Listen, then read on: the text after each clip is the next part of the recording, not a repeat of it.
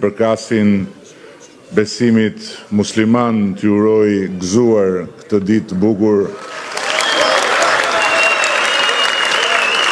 të Bajramit. Arsyeja pse zgjodhëm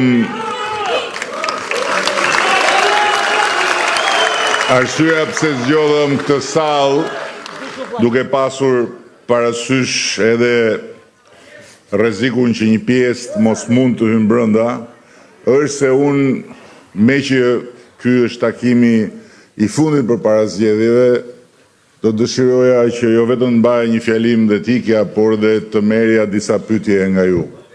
Dhe t'i përgjigjesha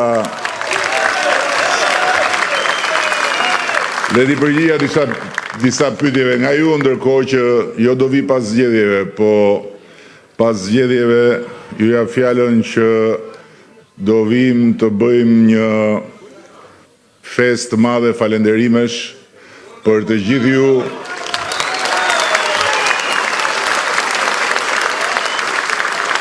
Dhe do vim pas zgjedhjeve për t'ju thënë që ne nuk i deshëm votat tuaja për të marrë 4 vite më shumë ullur në karrige, por me votat tuaja ne duam të vrapojmë së bashku për të realizuar më në fund ëndrrën shekullore të shqiptarëve që të jenë pjesë e Europës, europian të barabartë me europianët.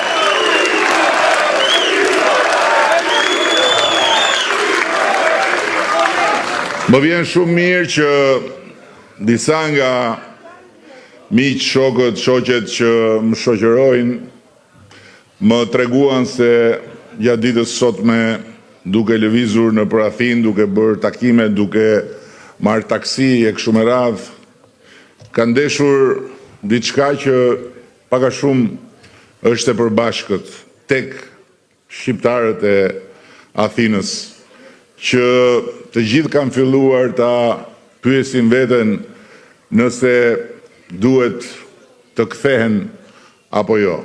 Qoftë edhe pyetja e vetes nëse duhet ktheheni apo jo është një tregues që është shumë inkurajues. Ashtu si kundër më pëlqeu shpreha e një taksisti shqiptar këtu që tha, kur erdhëm ishim 100 shkallë më poshtë se këta këtu, sot jemi vetëm një shkallë afër tyre. Dhe jemi këtu së bashku pikërisht për ta ngjitur dhe shkallën e fundit dhe për t'u bërë njësh këtu me këta dhe me të gjithë europianët e tjerë që jetojnë në vendet e tjera të Bashkimit Evropian, duke u bërë edhe ne pjesë e të njëjtës familje dhe duke ulur në sofrën e përbashkët të familjes së Bashkuar Evropiane si të barabartë mes barabartësh. Mua më vjen shumë mirë që në ndërkohë që sot ne kemi ardhur këtu, jemi në gjendje që të ndajmë bashkë me ju jo vetëm çfarë kemi bërë për ta ngritur Shqipërinë aty ku s'ka qenë asnjëherë, për ta vendosur Shqipërinë në pikën ku të huajt, cilët do qofshin afër ose larg, nuk na shohin dot më nga lart poshtë, por janë të detyruar të na respektojnë dhe të na vlerësojnë për atë që jemi. Por nga ana tjetër edhe për ta ngritur Shqipërinë në një pikë ku e ardhmja nuk duket më aq e largët sa ç'duket dikur, ku ëndrat dhe shpresat nuk duken më aq të paarritshme sa ç'dukeshin dikur, ku ndryshe nga vendi që ne gjetëm kur morëm detyrën, sot Shqipëria është një vend që e ka në dorën e vetë fatin e vetë, dhe nuk është në mëshirën e askujt, dhe nuk është as në mëshirën e as një loje tjetër të fatit. Sot fati ynë është në dorën tonë.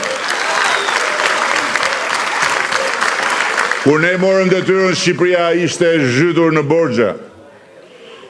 Kishte një borxh rreth 80% dhe në ndërkohë të gjitha punët kishin dalur.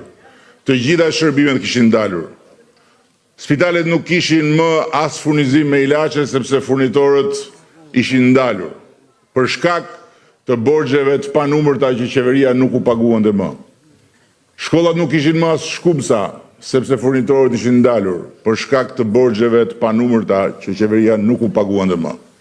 Të gjitha ato planet e Shqipërisë së rrugëve kishin mbetur të gjitha rrugëve, sepse ishin prerë shiritat, por nuk ishin vendosur në dispozicion parat. Dhe rrugët e mbetura rrugëve lëngonin, ndërkohë që kompanitë ishin ndalur sepse qeveria nuk u kishte paguar detyrimet dhe ata rrezikonin falimentimin. Sot Shqipëria e ka vënë plotësisht në kontroll borxhin dhe me një borxh rreth 55% renditet në normalitetin e një vendi evropian. Kur ne morëm detyrën, bankat ishin zhytur në kredi të këqija. 25% kredi të këqija është një shifër alarmante. Është një dritë e kuqe që paralajmëron një rrezik të madh.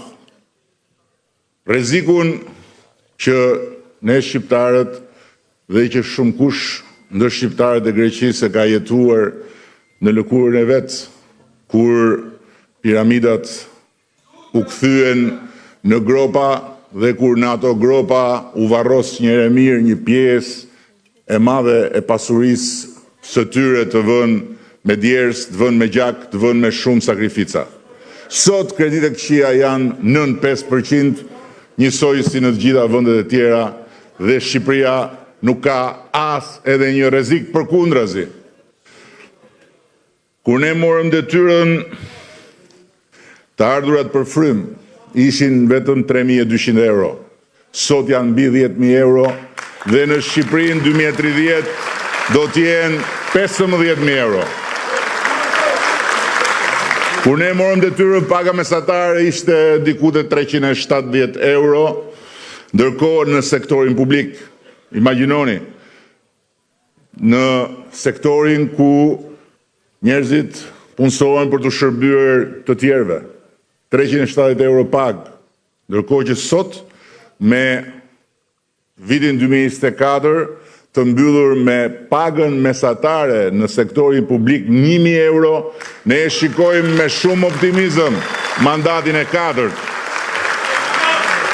Ndërkohë që, dhe ky është lajmi